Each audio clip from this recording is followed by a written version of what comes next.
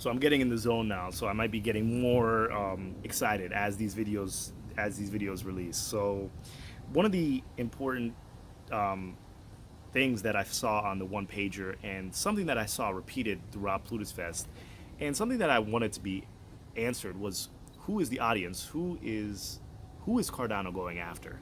And directly on with Plutus and with Marlowe, and directly on the one pager, it says that Marlowe is a simple way created by very smart team for people who aren't programmers to code smart contracts for financial transactions.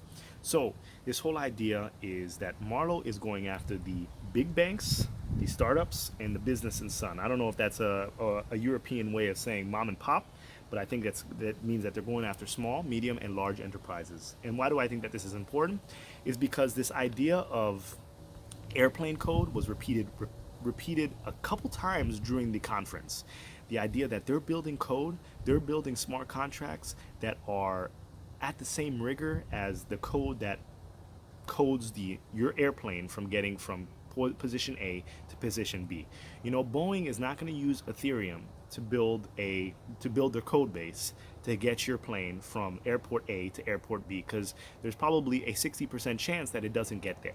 And Cardano is creating that airplane level rigor code where nothing can go wrong. So regardless if your plane is flying through inclement weather, gets hit by lightning, it's going to land at destination B with 99.99% accuracy, or almost 100%.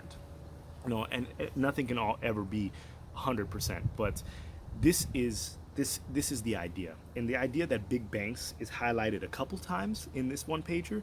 This is going to be one of the clients that Cardano is going to be going after, because at the end of the day, your bank is going to want to work with a blockchain to build their smart contracts like Cardano, not Ethereum, because at the end of the day, you need to make sure that you're handling millions, billions, if not trillions of dollars of assets.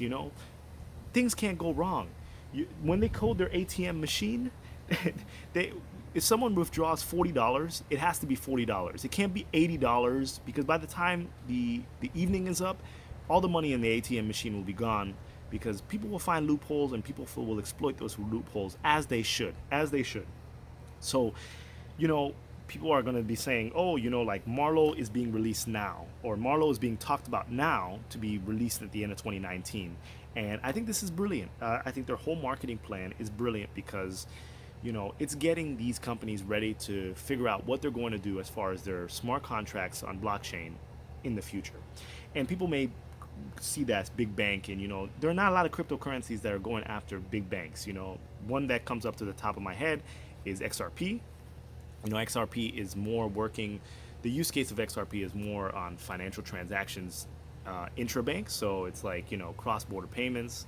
Bank A is sending money to Bank B. Decreasing the time that happens, and decreasing the increasing the liquidity of that bank or that provider, or whatever company is working with XRP is going to be able to send money quicker and in a more efficient way. But Cardano is not going after that. Cardano is going after the smart contracts. So Bank A is going to be building smart contracts. They're going to be building smart contracts for all their users within their database. Think about it. In a previous video, I compared it to like an app.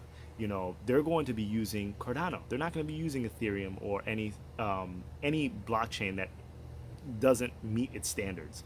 And think about a very large bank. Let's say, just the largest bank that you can think of. They want to build a smart contract solution for their customers. They're gonna build it on top of Cardano. They may have to lock ADA within an escrow, and at the same time, that escrowed ADA is going to be staking as well. That smart contract will be staking. The funds within that smart contract will be staking. So Bank A or Bank B is going to be earning interest on their smart contracting, on their smart contract that they've deployed for that particular that particular use case. And they could either spread that back to their customers or keep the profits themselves.